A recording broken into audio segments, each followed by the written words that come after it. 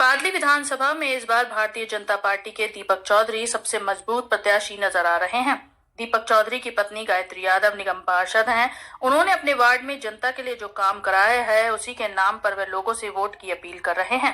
दीपक चौधरी द्वारा आज लिबासपुर चौक के पास चुनावी कार्यालय का भी उद्घाटन किया गया, जिसमें सांसद योगेंद्र चंदोलिया भी पहुंचे और उन्होंने दावा किया कि बादली के साथ साथ पूरी दिल्ली में इस बार भारतीय जनता पार्टी की ही सरकार बनेगी। बादली विधानसभा में पिछले 10 सालों में जो काम नहीं हो सका, इससे परेशान होकर जनता बदलाव का मन बना चुकी है। विधानसभा में ना तो साफ पानी आता है और ना ही साफ सफाई होती है। सड़कें टूटी हुई हैं। इन्हीं जन समस्याओं से लोग परेशान होकर इस बार भारतीय जनता पार्टी का साथ देने का मन बनाते हुए दिखाई दे रहे हैं। वायदे किए थे, उनका वायदा था पीने का पानी स्वच्छ, नहीं दिया। सीवर उफन रहे हैं, कुछ काम नहीं किया।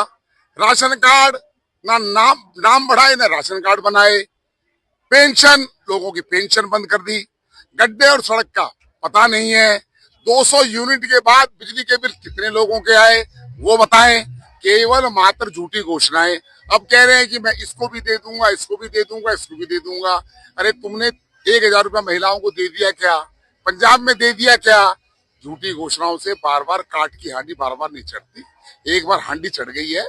केजरीवाल साहब, अब आप अलविदा कहिए और कौसंबी को प्रस्थान कीजिए। 2100 रुपए की दिल्ली सरकार की जो योजना बता रहे हैं, उसको दिल्ली सरकार के समाज कल्याण विभाग ने अखबारों में विज्ञापन देके कह दिया ये हमारी कोई सरकार की योजना नहीं है। उसके बाद अरविंद केजरीवाल को तो सोचना चाहिए कि उनकी मुख्यमंत्री सत्ता में रहने लायक है नहीं है। उनके अधिकारी उनकी सुनने को तैयार नहीं है। उन्होंने बिल्कुल कह दिया 2100 रुपए की बहनों की योजना हमारी योजना नहीं है। हमने जो 2500 की घोषणा की है, हमारे बजट में उसका प्रोविजन करेंगे और दिखाया है 4 राज्यों में हम दे रहे हैं। मध्य प्रदेश, छत्तीसगढ़, उड़ीसा, महाराष्ट्र में दे रहे हैं। जब दे रहे हैं तो यहाँ भी देंगे और डंके की चोट पर देंगे। 2000 से 2500 वृद्धावस्था पेंशन कर दी, 2500 से 3000 कर दिया हमने 70 साल की आयु वालों को।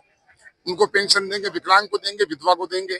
उसके अलावा 12 महीने होते हैं साल में, 500 रुपए का सिलेंडर 10 महीने देंगे। होली और दिवाली पर सिलेंडर बहनों को मुफ्त दिया जाएगा।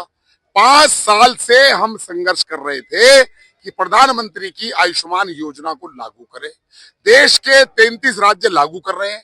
अरविंद केजरीवाल के पेट में दर्द है, ममता दीदी के पेट में दर्द है, उन्होंने लागू नहीं की। अब पार्टी ने तय कर दिया है कि वो लागू करे ना करे, क्योंकि हम सत्ता में आ रहे हैं।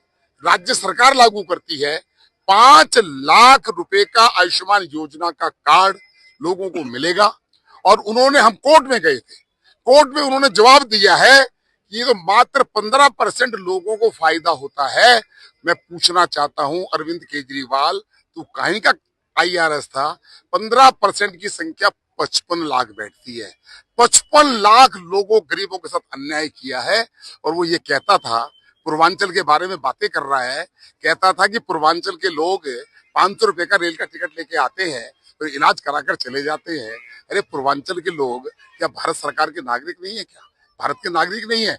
वो इसलिए आते थे कि नरेंद्र मोदी जी के कहने पर योगी आदित्यनाथ हो, हरियाणा के अंदर नायब सिंह सैनी हो, बिहार के अंदर हमारे नीतीश कुमार जी हो। वहाँ आयुष्मान योजना लागू थी, तो वहां पर जो सरकारी जगह में कोई आदमी इलाज नहीं कराना चाहता तो जो व्यक्ति कार्ड लेकर आता था उसको एडमिट होता था। उसका इलाज कहाँ होता था? गंगाराम अस्पताल, BLK, Fortis, max, Apollo, Medanta, Agrasen. केवल आप जाइए, पैसा अपने आप प्रधानमंत्री के अकाउंट से आएगा। 0 पैसे लेकर जाइए, इलाज करा कर आइए। अब दिल्ली में इसका फायदा जो मिलेगा, और दिल्ली की सरकार जब बनेगी 5 लाख का उसके साथ और कवर कर दिया कि 10 लाख का लोगों को इसका फायदा मिलेगा। मैं मान रहा हूं कि जितनी केजरीवाल सरकार घोषणाएं करेंगे, मैं 10 दिन से कह रहा हूं केजरीवाल साहब, आपको कोई नहीं समझाएगा, मैं समझा रहा हूं। जितनी आप घोषणाएं कर रहे हैं सारी आपके उल्टी पड़ रही है।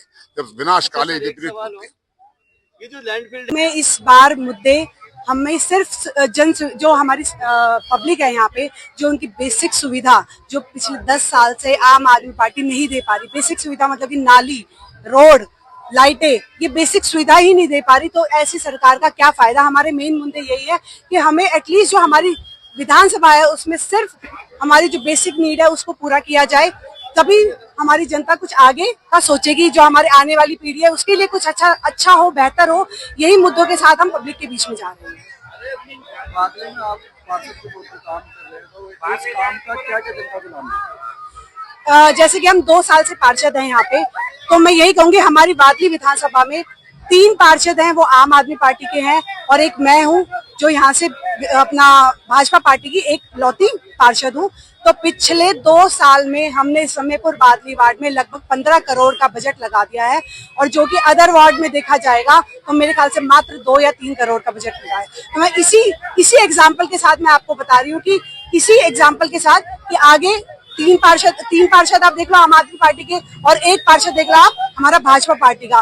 तो यही हमारा मुद्दा है कि वर्किंग जो है भाजपा पार्टी की कितनी अच्छी है, भाजपा के प्रत्याशियों की कितनी अच्छी है, भाजपा के सांसद हो, विधायक हो या हमारे पार्षद हो, तो उनकी वर्किंग कितनी अच्छी है, आप ये इससे कंपेयर कर सकते हैं। मैं ये कहना चाहूंगी कि दिल्ली प्रदेश अध्यक्ष जो कांग्रेस है, इस बार उनकी लड़ाई भाजपा के प्रत्याशी के साथ नहीं है, जनता के साथ है। क्योंकि हमारा चाहे वो आम आदमी का पार्षद रहा हो, चाहे वो कांग्रेस का पार्षद रहे हो, दोनों 2 बार का टर्म रह चुके हैं, उनको जाके पब्लिक में जवाब देना पड़ेगा जी आपने 10 साल में क्या किया। तो वो सवाल अब हमारी लड़ाई उनसे नहीं है, उनकी लड़ाई जनता से है। वो जनता के बीच में किस मुंह से जाएंगे वोट मांगने, ये मुद्दा है। नहीं, हमारी चुनौती उनके साथ बिल्कुल भी नहीं है। वो पिछले 2 टर्म से बिल्कुल आउट है। ऐसा नहीं है कि वो आम आदमी की पार्टी के सामने नहीं लड़े।